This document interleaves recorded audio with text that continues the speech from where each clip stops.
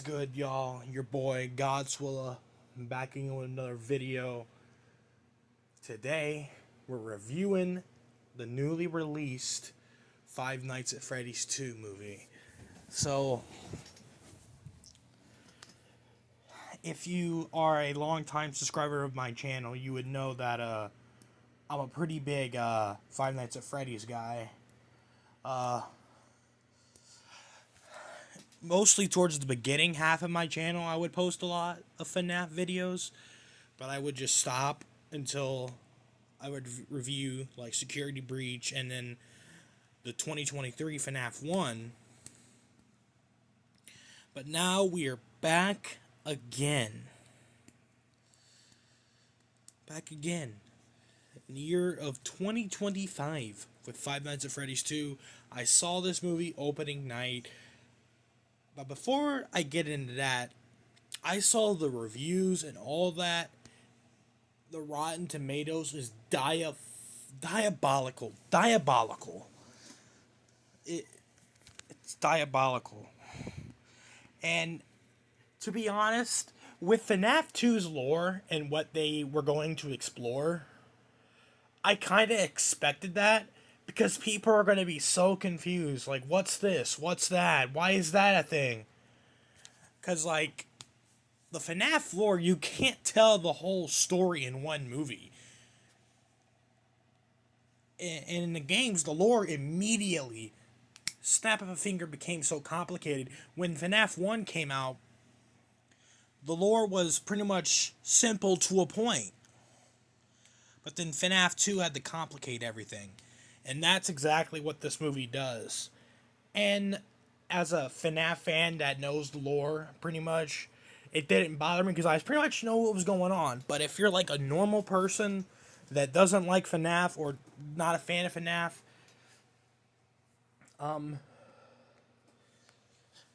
it's not gonna be a good movie for you. And I expected critics to slam it, but you're not us. You're not the FNAF fans, bro. You're not the FNAF fans. But is this movie a masterpiece? No. The first one wasn't even a masterpiece, and I like this better than the first one. One thing I will say right off the bat, I would say is a lot better in this movie. I feel that they were really pushing that PG-13 rating summit. They were really pushing it. Because, like, you actually see blood. You see a lot of blood. It's not like I'm not talking about, like, blood splattering all over like a Halloween Terrifier movie. Of course not. But for a PG-13 movie, it's a lot of blood. Let me put it like that.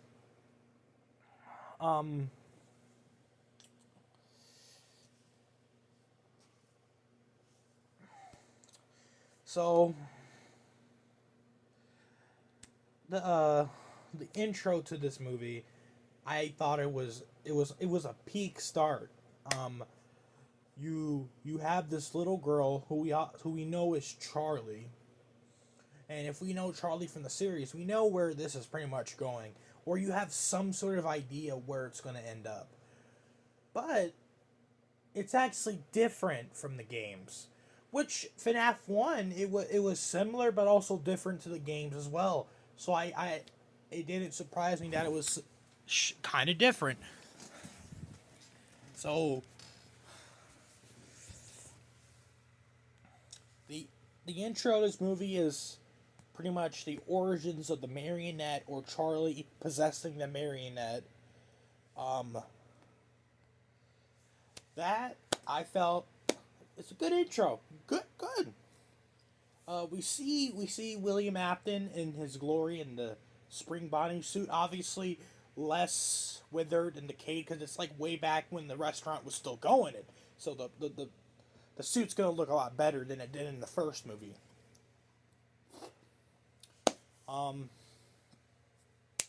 So this pretty much, it's a year later after the first movie. You got your boy Mike Schmidt. He's still taking care of his sister Abby like a goat. And, Mike is trying to. I wouldn't say he's trying to. Well, he kind of is, but kind of isn't. He's trying to, you know. He's trying to date Vanessa. I mean, he's gonna go out to dinner with her, and they're gonna catch pretty much a little bit of a catch up. Um, um, Mike is like kind of like he doesn't like that Vanessa's being very secretive about her father. I mean, she did tell him pretty much the gist, the basics, but there's so much more she didn't tell him. And boy, we were in for a treat because when these three adults go to a pizzeria location that we saw in the intro, but it's years later, right? It's the FNAF 2 location. And we figure out that they're doing this, they're filming this reality TV show or whatever. And they wanted to film the restaurant and location. But the guy's name that's giving them the tour is named Michael. And then, wait. In my head, I'm just, my mind's running. We already have Mike Schmidt. There's only one other Michael, but that Michael used Mike Schmidt as an alias. So you're telling me Michael Afton and Mike Schmidt are two different people, and at least in the context of this movie? Oh boy, you are. So, he takes them through, and then they separate, and then they pretty much got by the animatronics, but there's this one girl that goes down to the Marionette's music box. It's like a whole. It's a brilliant thing. It's a mechanism where like the box. You got the mystery, but you got the box that you know and love that has the puppet in it, and then it's the stage that lifts up and all that. It's really fascinating. And then, of course, we hear the iconic mystery box from Five Nights at Freddy's 2 that will be stuck in your brain for generations to come. But instead of killing this woman outright, I'm guessing she died later, but instead of killing this woman outright immediately, Charlie or the marionette just possesses her, which is like, whoa, okay. That's where I was like, yeah, people are definitely going to be very confused of how this puppet thing can possess people. But we us FNAF fans, we know the gist. I mean, we know what's going on. So essentially, when Abby gets this walkie-talkie thing. Well, it's not walkie-talkie. It's like this toy that you would have when you were like 3.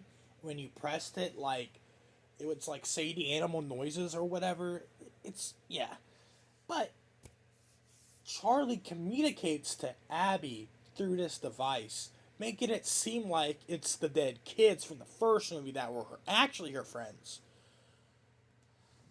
So it leads her to the FNAF 2 restaurant. And yeah, this is how it gets started. Charlie pretty much uses Abby to do her a favor. But like Charlie is acting like Chica, her favorite, of course. So but Abby wants help with their science fair thing. So Chica helps her create this little mini animatronic of Chica. And we hear later that Freddy Bonnie helped. But I love the reference to Ultimate Custom Night here because Abby says Freddy's hands were too big to do anything. That got a laugh out of me, bro. That's how you know they really care, man. They really, really care. But that's besides the point. So her teacher is a fucking asshole. Like, just straight up dick. So you're like wanting one of these animatronics to fucking get him. And yeah, we would get that. So, while Abby goes back to the FNAF 2 pizzeria, Chica wants that favor. Or it's Charlie that wants the favor. Toy Chica. She's using Toy Chica. Because, like, the thing is, in this, Charlie actually remotely controls all the animatronics. And that includes the wizard animatronics, which will be get introduced to later. And, yeah. So, with their programming, they're like they're locked. Like their programming won't allow them to leave the restaurant. Pretty much, like how we thought it was, like in the first game. Like how they can't go into that safe room. Tomato, tomato. I mean, we get it. But here's the thing: if you're able to put the code in, you'll be able to deactivate that breach, and it will be able to let the animatronics out of the pizzeria. Ooh, spooky. So, but Vanessa is there. She goes to her friend Charlie, and yeah, we established in that flashback that it was a young Vanessa trying to get Charlie to stay away from what her father was doing, because I'm pretty sure at that point she knew what William Afton was doing. So it's pretty much trying to warn her, but we established that in the intro. And then during this scene of where Vanessa meets with Charlie, she pretty much controls the restaurant, which is fucking insane, to be honest. That is insane. So she can like have herself speak through the speakers. It's nuts. It's just nuts. And she says an iconic line. The puppet says in the UCN, I don't hate you, but you need to stay out of my way. I mean, so Charlie forces Vanessa to give Toy Chica, who she's controlling, the code.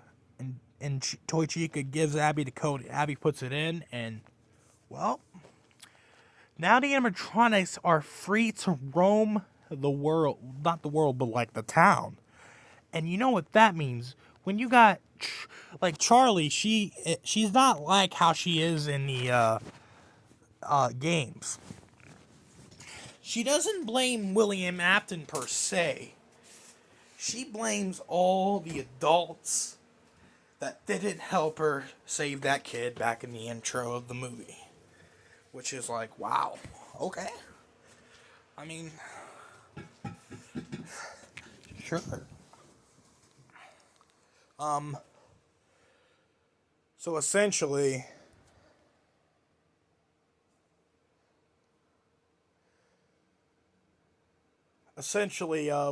we also get to meet later on Henry, the father of Charlie, which is like, wow. We didn't have no mention of Henry in FNAF 1. We just knew William Afton. So imagine people are a little confused about his introduction. But yeah. So this is where Mike finds out about the FNAF 2 location. And he only he knows pretty much Charlie is there haunting the place. But he gives Mike this music box that would always soothe her. So it will come into play later on. Mike goes to the FNAF 2 pizzeria. And there he'll open this thing, and Vanessa's there tied up because Charlie had tied her up, and he's like wondering why she's doing there, and Vanessa's like, "Oh, Charlie was able to get the code. You can get the animatronics on the loose. Abby's in danger. All of that jazz. All of that jazz." So Mike pretty much stays at the pizzeria, and Vanessa goes to stop the animatronics and save Abby, essentially. Um, what should I talk about next? Let me talk about how this fucking asshole teacher dies. So Abby takes Toy Chica to the fucking Fast Fest, whatever the hell it's called, and the teacher's not buying it. He thinks it's, oh, you can just put somebody in a costume, and I'm like, dog. Like, this is like actual next level hating. This is crazy. The hate, you hating on Abby's success is crazy. And, well, Chica sees this and wants to help Abby out, and this is like the only justification I can give Charlie throughout this whole fucking movie, because the way Chica kills this guy, you see part of it in the trailer. She grabs him from this door, yanks him in. He tries to hide. Nope, you ain't hiding from her. Yanked out. And she said this multiple times. I want to see what's inside your head. And he just squeezes the life out of bro. And he's cooked. He's done. He's over. He's done. I mean, you didn't see much blood, but like it was, it was a nice little kill. I mean, it's like, it's nice. So it's like, yeah, now let's get into the part where basically Mike's playing Five Nights at Freddy's 2. So I mean, I personally am a FNAF 3 connoisseur myself. Springtrap's my goat. But the way Mike was basically trying to deactivate the animatronics so they couldn't like harm anybody, and he would succeed, and it seemed like it was a dub for the OGs, but no, they didn't get the #1 victory royale. No, it wasn't over. Because they start powering up again. It's not over. The toys repower up.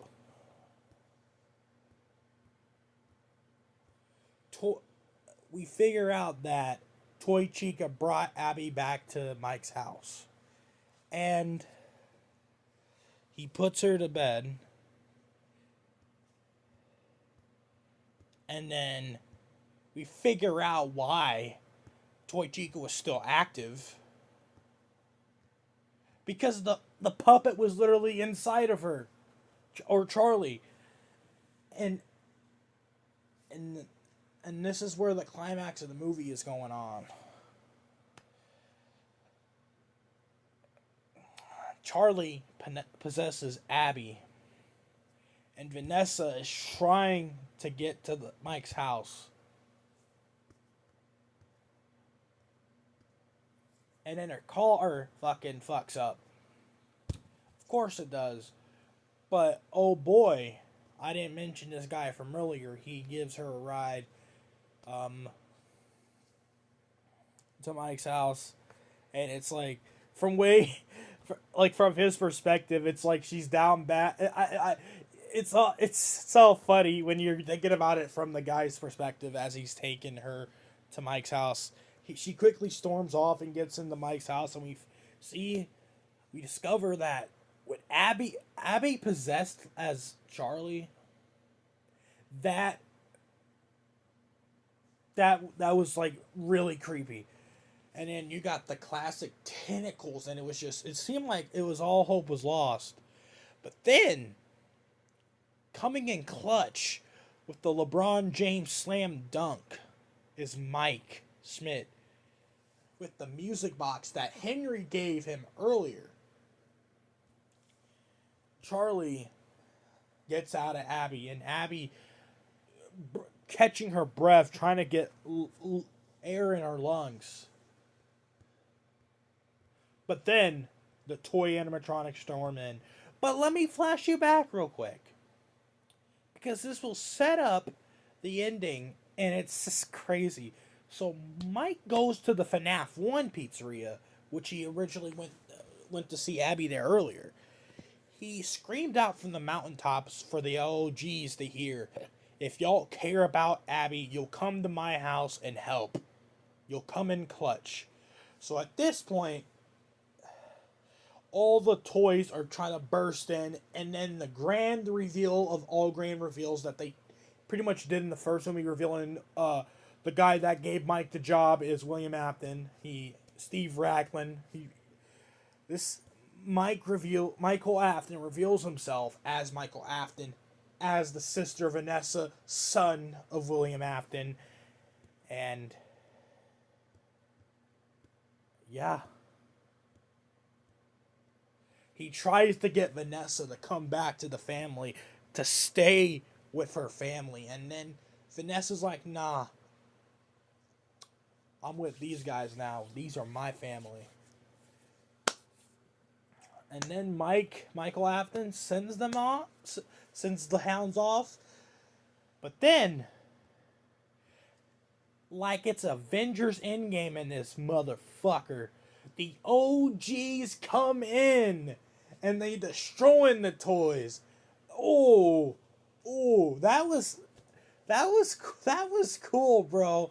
That was crazy. As they destroy all the toys, the OGs start to shut down, because they used every bit of their power to save Abby, because they care about Abby, right? And then we get a cameo from the ghost Golden Freddy kid saying, "We're moving on to heaven." You know, because Mike told Abby earlier that they're probably in heaven. Now we actually see that come to fruition. They left the building. They have no more life. They're moving on. But before they move on, the Golden Freddy kid tells Mike Schmidt, that we won't be able to hold him anymore. And we know who he's talking about, but Mike doesn't. Vanessa doesn't even know. And then the funniest part of the movie is Mike laughed and tries to run away. But then the friend that drove Vanessa there fucking clotheslines his shit like we're in WWE, and he's like, "Where the fuck do you think you're going?" That was that was peak. But this movie ends on a very, very dark note. Very sinister note. Because as they all leave the house, Vanessa's the last one to leave. And Mike turns to her and says, "Stay away from us. It's over." Literally pulling the, what's that kid's name from Greg and, what's his name? Ralph? Ralph does the, "Don't call me. Don't come near me." You know that meme that everyone loves? It's pretty much like that. Same energy. And that makes Vanessa cry. But before we fade to credits, we see Charlie as a marionette pop up, hiding in the shadows. And she possesses Vanessa. And that's it. Roll credits. That's Five Nights at Freddy's 2. Before we get into the post-credit scene, which is peak, I love it.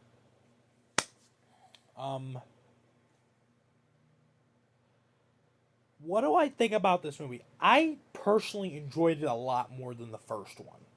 I like that they pushed the limits of what they could allow in a PG-13 horror movie. I love that they pushed it to the limits. But, but, this movie isn't a masterpiece. As a fan, I would give this movie a 7 out of 10. Because, like, there's some stuff I probably would have changed a little bit. But, like, if we're talking, like, in movie standards, like, Hollywood and all that, it's not gonna be, we're not talking, like, Jeepers Creepers Reborn levels of terrible, but, it's like, it's not a good movie, because it only targets the FNAF fans. And to be fair, there's enough fans to make this money bank, because this movie's already it's not even been a week and it's cracked 109, 110 mil. This movie's gonna make bank. Is it gonna make as much as the first movie? That remains to be seen. It's on pace. But in the credits, we get the iconic "It's Been So Long" song, like how they did the Five Nights at Freddy's song in the credits for the first movie. I was jamming out because it's like it's crazy growing up as a fan, and then just seeing one of your favorite medias, your favorite stories, just put up on the big screen. It made me cry a little bit. I ain't gonna lie. It sounds corny. It sounds crazy. It did. It did. But it's great. And they hear the living Tombstone in theaters. It was peak. I saw this opening night. It's, as a FNAF fan, I would say it's absolute cinema. Not the most perfect, but for me as a FNAF fan, I enjoyed myself. I thought it was money well spent as a FNAF fan. But like, I can see where if you're not a fan, you're gonna be so confused, because this lore, when we were getting into it back in the 2015, 2016 days, back when it was like new, we were just as confused as modern audiences are watching it on screen. But we get the lore now. Us FNAF fans, we grew up with the lore. This is the movie for us. The director, Scott Calton himself, they've all stated that these movies are for the fans. So now, let's get into the final part of the video, which is to set up the Five Nights at Freddy's 3. So, these three guys are looking around the FNAF 1 location. And, lo and behold, just like how you would expect, how you hear about it in the description of FNAF 3, they discovered a real animatronic. And we don't get a shot of him. They put like a bag over him, right? Kind of like how the toys were at first when those three adults came in earlier in the film. And this post-credit scene ends with the camera panning, and we get a shot of Springtrap. He's Springtrap now because he's, Springlocks William Afton, and his left eye glows, signaling he's coming back. And this perfectly sets up my favorite game in the franchise, FNAF 3. I was never too big on Five Nights at Freddy's 2 game. FNAF 3 was always my GOAT. But to say I didn't enjoy this, I would be lying to you. I love how it perfectly sets up FNAF 3. And yeah, this movie is for, if you're a FNAF fan, you're gonna be very entertained, but you might not be, because I have some friends I have my own FNAF group of friends, and some of them were saying it was like bad or mid. I mean, it's like, wow, I enjoyed it. I personally enjoyed it a lot more than the first one, to be honest. But you know, everyone has their opinion. But that is Five Nights at Freddy's 2. Uh, well, peace, guys. See you guys in the next video. Bye bye.